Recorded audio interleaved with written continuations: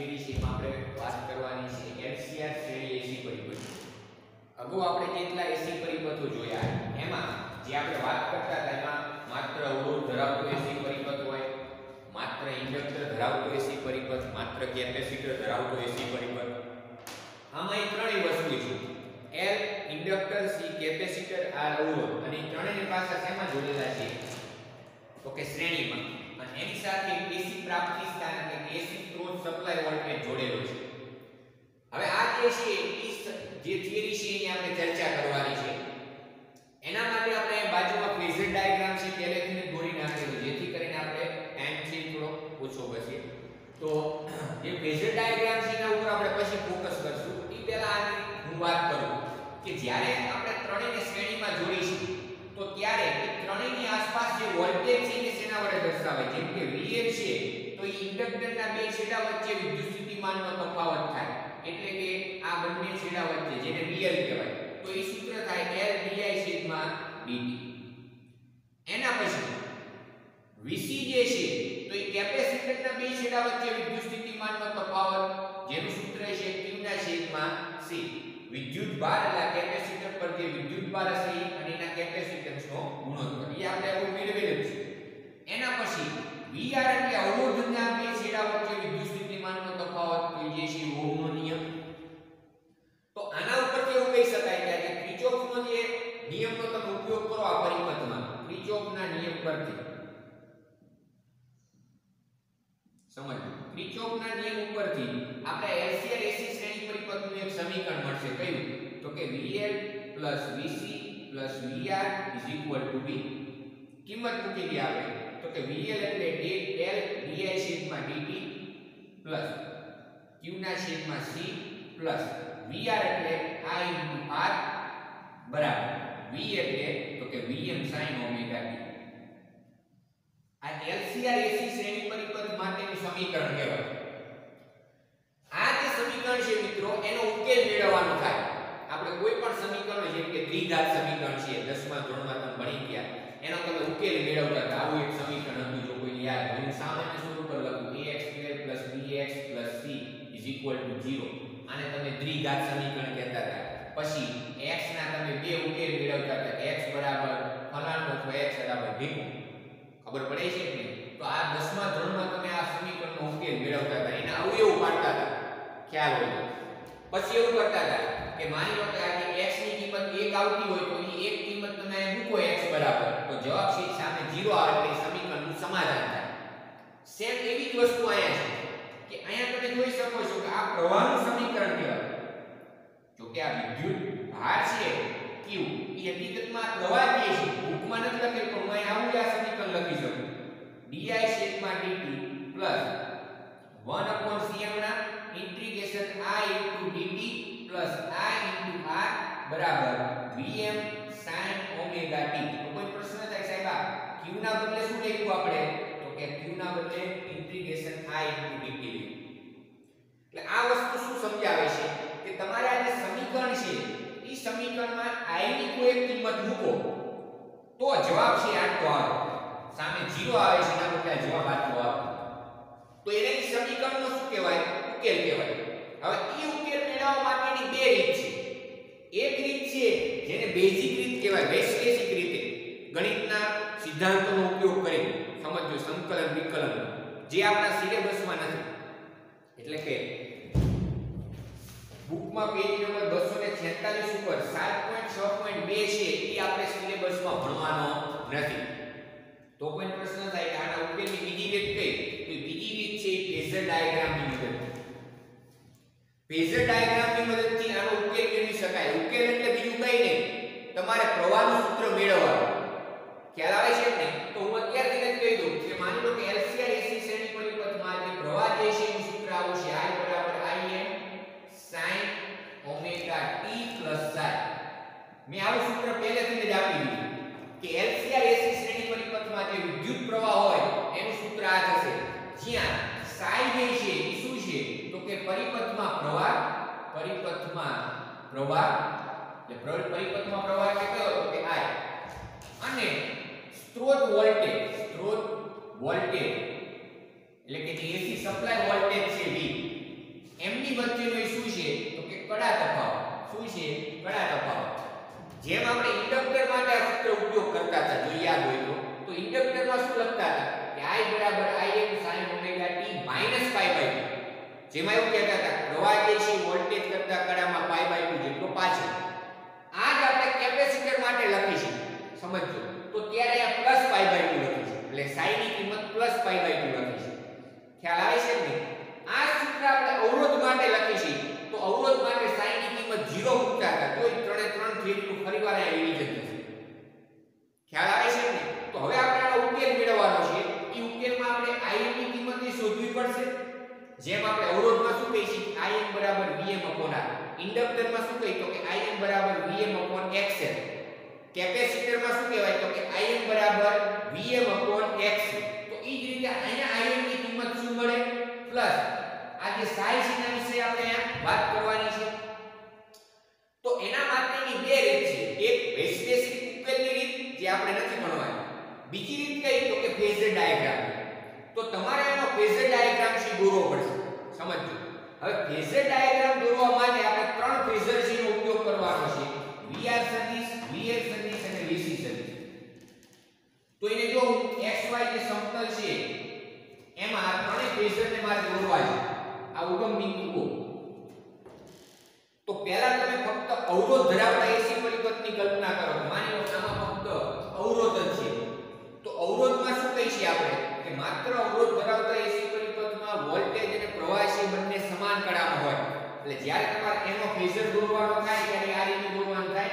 આ પ્રવાહ જે છે તો ઈ પ્રવાહ ઉપર જ VR સદિશ છે સંપાત થશે.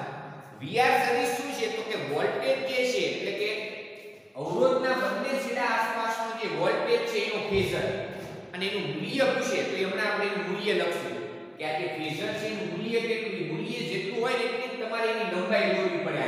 એ ફેઝર ડાયાગ્રામનો નિયમ છે.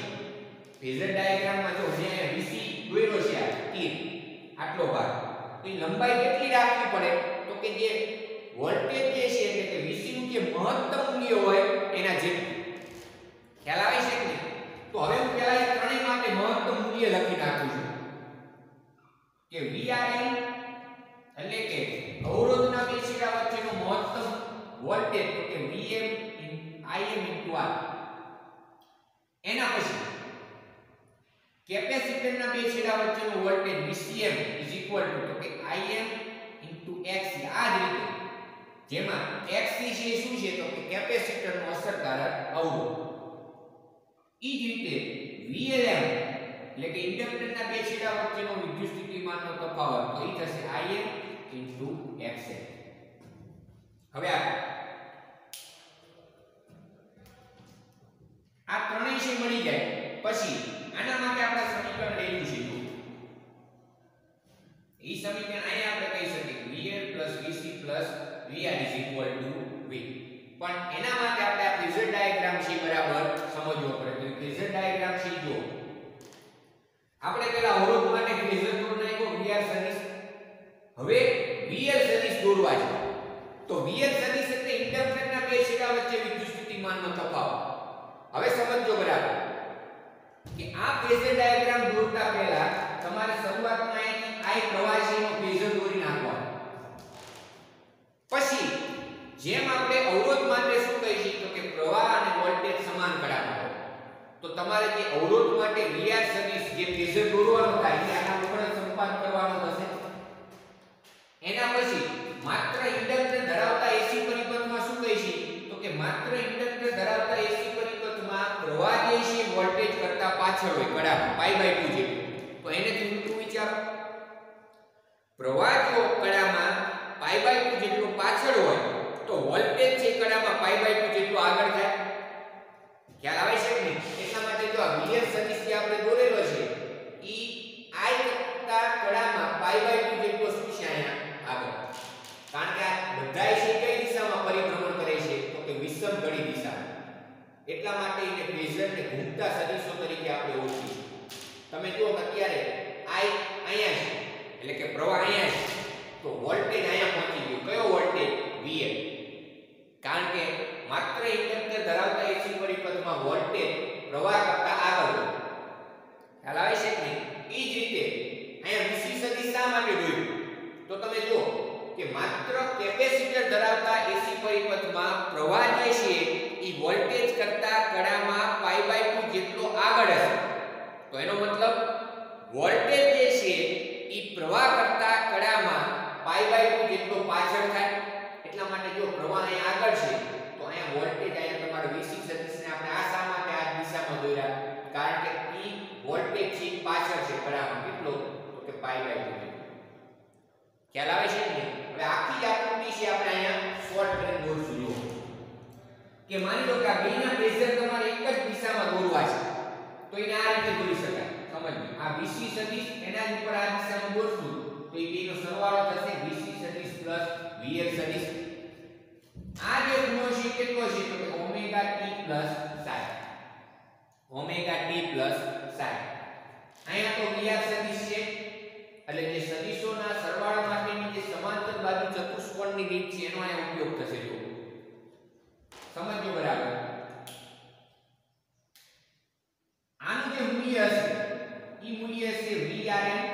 આ t ની લંબાઈ કેટલી હશે? VRM. લંબાઈ રફમાં જે અહીંયા આપણે આકૃતિ દોરશું આપણે આ રીતે સમજો. આ જે કિંમત છે ઈ VRM છે. આ સદિશનું મૂલ્ય VRM છે. અહીંયાથી આ સદિશ આપણે જોયું એનું મૂલ્ય કેટલું? તો ઈ છે VCM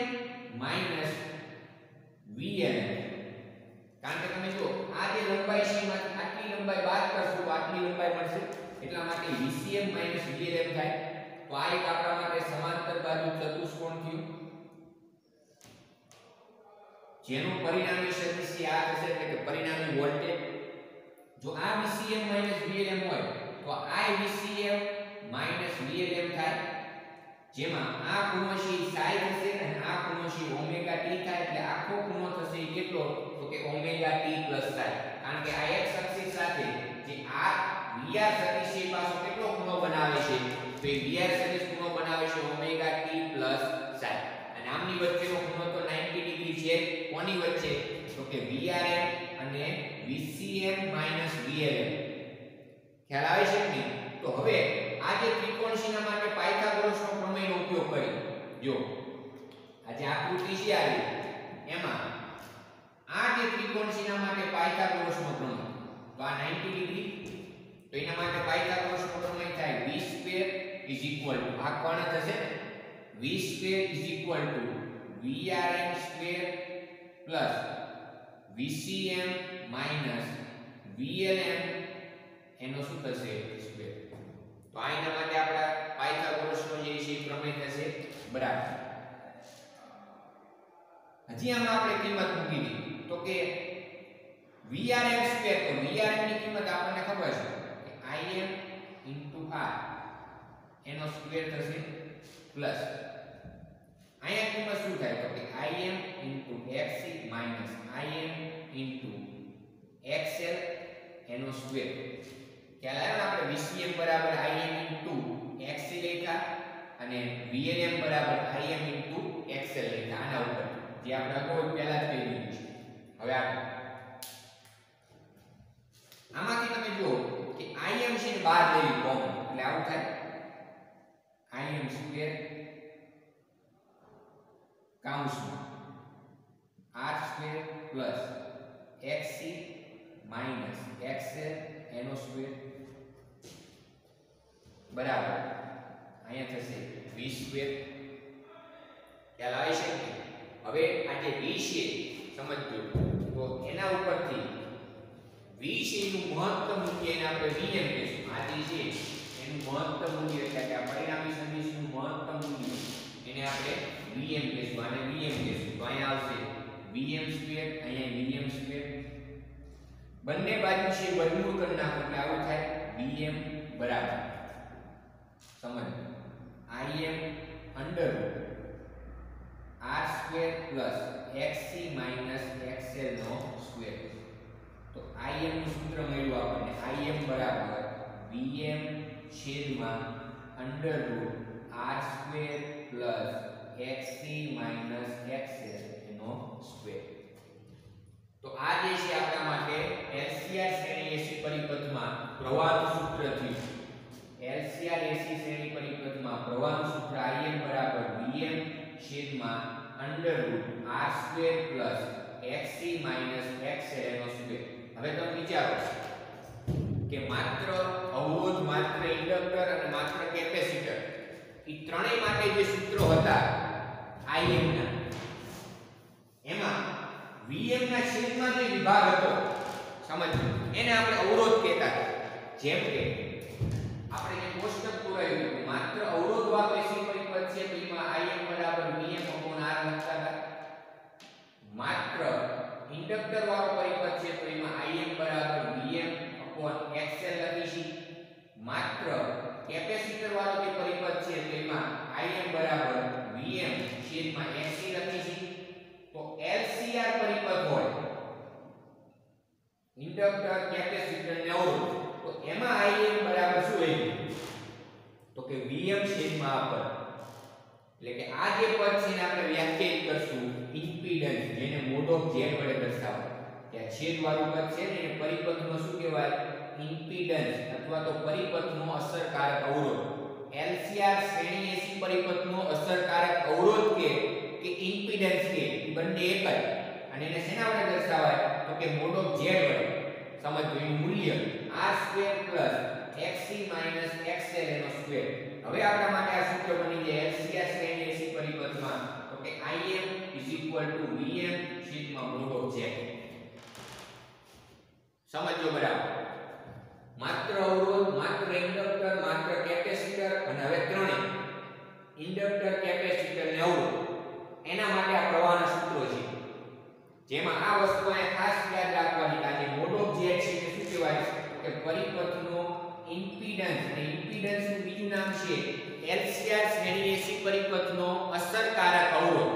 જેમ આપણે ઇન્ડક્ટરનો અસરકારક અવરોધ કહીએ છીએ એને કહેવાય ઇન્ડક્ટિવ રિએક્ટન્સ, કેપેસિટિવ રિએક્ટન્સ. એ જ રીતે Z ને કહેવાય ઇમ્પિડન્સ. કારણ કે ઇમ્પિડન્સ એટલા માટે કારણ કે એમાં જો Ra આવશે, Xc આવશે, XL આવશે. ખ્યાલ આવે છે ને? અને એનો એકમ એ ઓહમ જ થશે. આમ જેમ આપણે R નો એકમ, XL નો અને XC નો એકમ ઓહમ કહીએ, મોડ ઓફ Z નો એકમ એ શું થાય? ઓહમ. તો આપણે અહીંયા સુધી જે છે એમાં પરિપથ છે, એમાં પ્રવાહનું જે સૂત્ર છે એનું મૂલ્ય છે મેળવ્યું. કઈ રીતે? તો કે ફેઝર ડાયાગ્રામની રીતે, કે જેમાં આપણે એક પાયકાર્બોનનો પ્રમેય છે લખ્યો અને એના ઉપરથી આ જે સૂત્ર છે એ મેળવ્યું. હવે આગળ એટલે આના માટે Im નું સૂત્ર આપણે યાદ રાખશું. Im બરાબર Vm છેદમાં √r² xc xl એનો સ્ક્વેર. આ પ્રવાહનું સૂત્ર, પ્રવાહનું મહત્તમ મૂલ્ય આપ્યું હોય એટલે કે Im ની કિંમત આ મળી ગઈ આપણે. હવે આપણે psi વિશે વાત કરશું. જો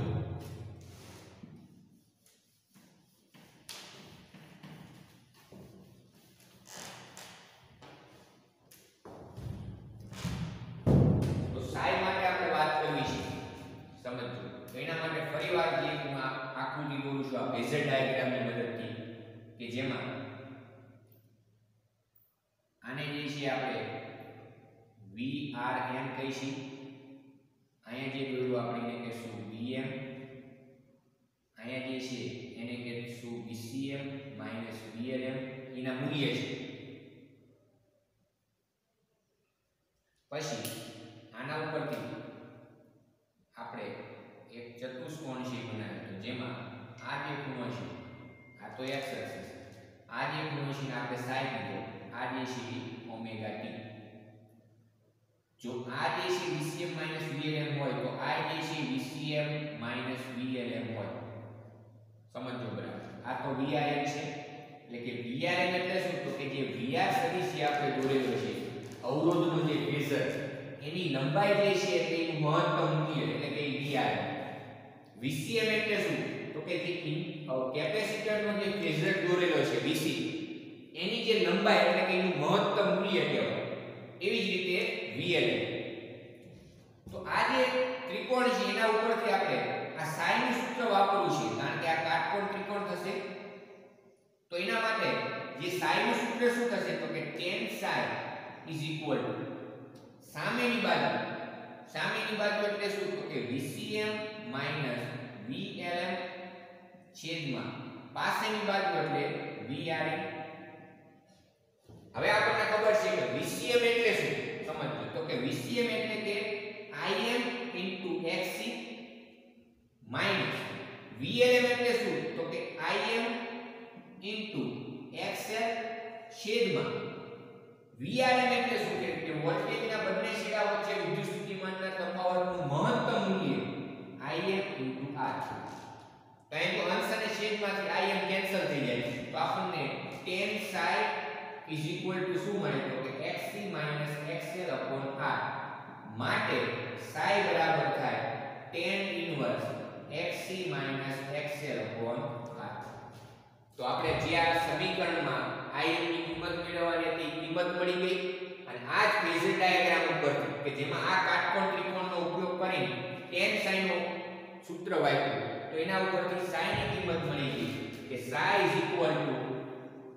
tan inverse XC XL છેદમાં R1. જેમાં psi ને આપણે શું કીધું તો કે પરિપથમાં પ્રવાહ અને જે વોલ્ટેજ છે એની વચ્ચેનો કડા તફાવત. હવે તમારી બુકમાં જે ફેઝર ડાયાગ્રામ છે એ રીતે ઇમ્પિડન્સ ડાયાગ્રામ આપેલો છે જો પેજ નંબર 246 ઉપર ઇમ્પિડન્સ ડાયાગ્રામ. તો ઇમ્પિડન્સ ડાયાગ્રામ એટલે જે આપણે અહીંયા દોરેલ છે જો ઇમ્પિડન્સ ડાયાગ્રામ એટલે શું સમજજો બરાબર. તો જે આકૃતિ છે એમાં જે ઇમ્પિડન્સ ડાયાગ્રામ આપણે દોરવો છે તો એને આ રીતે દોરી શકાય. ઇમ્પિડન્સ ડાયાગ્રામ પહેલા તો ઇમ્પિડન્સ નું સૂત્ર ખબર હોવી જોઈએ. mod of z બરાબર √r² xc xl નો સ્ક્વેર. બંને બાજુ વર્ગ કરી નાખી તો આવું થશે mod of z² એટલે ખાલી z² લખો તોય ચાલે r² xc xl નો સ્ક્વેર. તો અહીંયા તો જો આ પાયથાગોરસ નો પ્રમેય જેવું છે. કર્ણનો વર્ગ બરાબર બાકીની બે બાજુનો સરવાળો. સમજો તો એક કાટકોણ ત્રિકોણ એ દોર નામ આ રીતે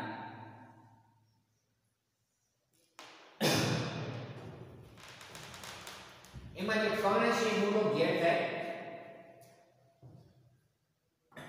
બાકીની જે બે બાજુ છે એમાં આને હું કહીશ r અને આને કહીશ xc xl. તો કોઈ પ્રશ્ન થાય શા માટે આને r કીધું અને xc xl કીધું? કારણ કે આપણે આને કેવું છે psi. શું કેવું છે psi. એટલા માટે તમે જો કે tan psi નું સૂત્ર શું મળ્યું આપણને tan psi બરાબર xc xl r. સામેની બાજુ છેદમાં પાસેની બાજુ અને આ કાટકોણ ત્રિકોણ માટે જ આપણને મળ્યું. તો સેમ એ જ રીતે અહીંયા psi નું હશે તો એની સામેની બાજુ કઈ હોય xc xl ને પાસેની બાજુ r. એટલે આના ઉપરથી tan psi બરાબર શું થાય તો કે xc xl છેદમાં r. અને આને શું કહેશું તો કે કડા તફાવત પ્રવાહ અને વોલ્ટેજ વચ્ચેનો કડા તફાવત. આપણે અગાઉ કડા તફાવતનું મૂલ્ય જ ખબર હતું માત્ર અવરોધ માટે 0 psi બરાબર 0. સમજો આ જે સૂત્ર છે એમાં માની લો કે આ પરિપથ છે LCR કે જેમાં ત્રણેય આવે છે અવરોધ ઇન્ડક્ટર કેપેસિટર. માની લો કે આમાંથી આ બે કેન્સલ કરી નાખીએ. સમજો બરાબર કોને કેપેસિટર અને ઇન્ડક્ટર ને આમાંથી કાઢી નાખીએ તો શું રહેશે અહીંયા ફક્ત R. ખાલી અહીંયા R રહે એટલે તમે કહો કે આ વિભાગ અહીંથી નીકળી જાય તો સૂત્ર શું બને IM VM છેદમાં R. ઈ જ રીતે તમે બાકીના બે સીમાંથી કોઈ પણ બેને કેન્સલ કરી નાખો. માની લો કે C અને R ને કેન્સલ કરી નાખો તો પરિપથમાં ફક્ત કોણ રહે ઇન્ડક્ટર. ઇન્ડક્ટર રહેશે તેનો મતલબ શું થાય L રહેશે XL. તો અહીંયાથી R નીકળી જાય XC નીકળી જાય તો સૂત્ર શું બન્યું VM છેદમાં XL.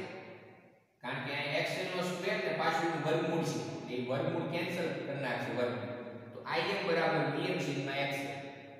ટૂંકમાં આ એક જ સૂત્ર ઉપરથી તમે કોઈ પણ પરિપથ છે એની વાત કરી શકો. કોઈ પણ પરિપથ માટે પ્રવાહ છે લખી શકો અને કોઈ પણ પરિપથ માટે તમે કડા તફાવત છે એને મેળવી શકો. તમારે ફક્ત આ એક જ સૂત્ર યાદ રાખવાનું જનરલ LCR શ્રેણી AC પરિપથમાં IM બરાબર VM છેદમાં √r² xc xl નો સ્ક્વેર અને psi tan inverse અથવા તો tan psi xc xl r. આ જે ડાયાગ્રામ છે એને કહીશું ઇમ્પિડન્સ ડાયાગ્રામ. અને વર્ગમૂળમાં mod of z, z ને ઇમ્પિડન્સ કહેવાય, તો mod of z is equal to under root r square plus xc minus xl છે એનો સ્ક્વેર. હવે આગળ ચર્ચા કરી જો આગળ જે ટૂંકમાં અહીંથી તમારી ચર્ચા નથી આપેલી. મેં કીધું કે આ જે છે જનરલ ફોર્મ્યુલા છે, તમારે ખાલી આ સૂત્ર યાદ હોય તો તમને કોઈ પણ એસી પરિપથ આપેલો હોય એના માટે તમે પ્રવાહનું સૂત્ર લખી શકો. વોલ્ટેજ તો ખબર જ હશે કોઈ પણ પરિપથનું V બરાબર Vm sin ઓમેગા t. એક એક્ઝામ્પલ આપું, માની લો કે એક પરિપથ આવો આપેલો છે.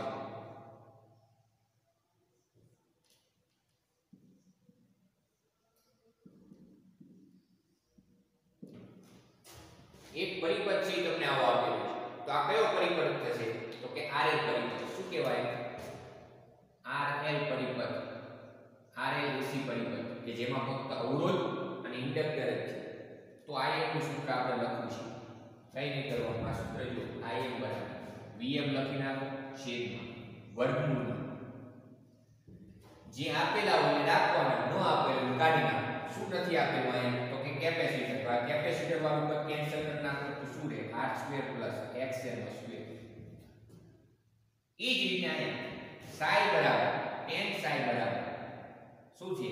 તો કે xc - xl છેદમાં r. એમાંથી xc કેન્સલ કરી નાખો -xl છેદમાં r. જેમાં માઈનસ નિશાન એવું નિર્દેશ કરે છે કે આ જે પરિપથ છે એ ઇન્ડક્ટિવ પરિપથ કહેવાય. શા માટે? કે આમાં ઇન્ડક્ટરનું જે પ્રભુત્વ છે એ વધારે છે. જેમાં આપણે એવું કહી શકીએ કે પ્રવાહ જે છે વોલ્ટેજ કરતા કડામાં પાછળ હોય, પાછળ દર્શાવવા માટે આ માઈનસ નિશાની અહીંયા આવે. સેમ એ જ રીતે તમને આવો પરિપથ આપી દે જેમાં માત્ર અવરોધ અને કેપેસિટર જ હોય, RC પરિપથ, તો એમાંય તમારા સૂત્ર શું થશે? તો કે Im બરાબર Vm છેદમાં અંદર r² + xc². તમને કે RC પરિપથમાં ઇમ્પિડન્સ શોધો તો એનો ઇમ્પિડન્સ આ છે. આ ઇમ્પિડન્સ નું જનરલ ફોર્મ્યુલા LCR પરિપથમાં જે પરિપથ આપેલો એના માટે લખી શકો. તમને એમ કે માત્ર અવરોધ ધરાવતા AC પરિપથમાં ઇમ્પિડન્સ કેટલો? તો માત્ર અવરોધ એટલે આ બે નથી, કાઢી નાખો તો mod of z બરાબર ખાલી શું રહેશે? r. એ જ રીતે તમને કોઈ પણ પરિપથ આપેલો હોય તો એના માટે ઇમ્પિડન્સ શોધી શકો, એમાં મહત્તમ પ્રવાહ શોધી શકો, અને મહત્તમ પ્રવાહ મળે એટલે RMS પ્રવાહ મળે. RMS પ્રવાહનું સૂત્ર છે general formula r² + xc - xl નો સ્ક્વેર. જો આ જે Im છે એવી જ રીતે IRMS નું લખવું છે તો આ રીતે લખી શકાય. મતલબ તમને કોઈ પણ AC પરિપથ આપેલો હોય તો ખાલી તમને આ જે થિયરીમાં LCR શ્રેણી AC પરિપથની જે થિયરી છે એમાં સૂત્ર ખબર હોય તો એ તમે કોઈ પણ થિયરી આપેલી હોય, કોઈ પણ પરિપથ આપેલો હોય તો એના માટે સૂત્રો છે તમે લખી શકો. ખ્યાલ આવે છે કે? એટલે અહીંયા જે છે તૈયાર કરી નાખવાનું. હવે બીજી એક વસ્તુ કે LCR શ્રેણી AC પરિપથ છે એને ઇન્ડક્ટિવ પરિપથ ક્યારે કહેવાય ને કેપેસિટિવ પરિપથ ક્યારે કહેવાય? જો તો એની શરતો છે.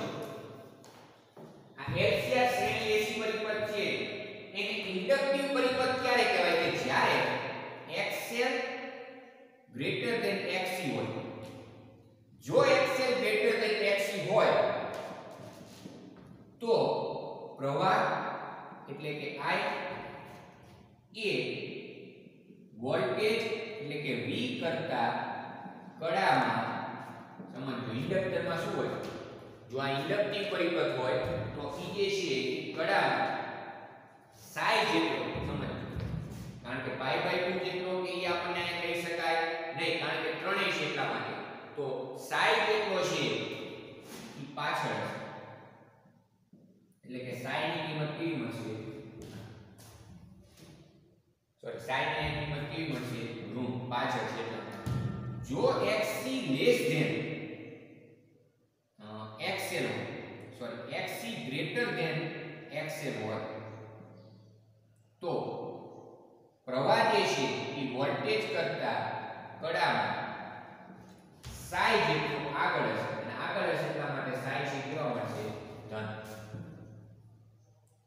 તો આ જે શરત માટે XL > XC જે શરત છે એના માટે આ જે LCR પરિપથ છે પરિપથ. શા માટે? કારણ કે ત્યારે એ પરિપથમાં ઇન્ડક્ટરનું પ્રભુત્વ વધારે. જો તમને એવું કે xc ગ્રેટર ધેન xl તો આ જે LCR શ્રેણી AC પરિપથ છે એને કહેવાય કેપેસિટીવ પરિપથ. શું કહેવાય?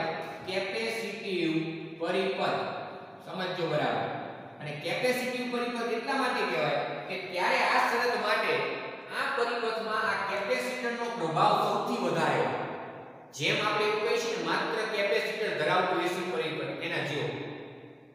એના માટે જ આપણે એવું લખી છીએ પ્રવાહ જે છે વોલ્ટેજ કરતા કડામાં psi જેટલો આગળ હશે. અહીંયા એવું કહેતા હતા કે π/2 જેટલો આગળ.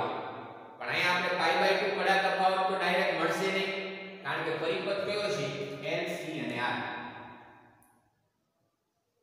તો આ રીતે તમે LCR શ્રેણી AC પરિપથ છે એની ચર્ચા કરી શકો.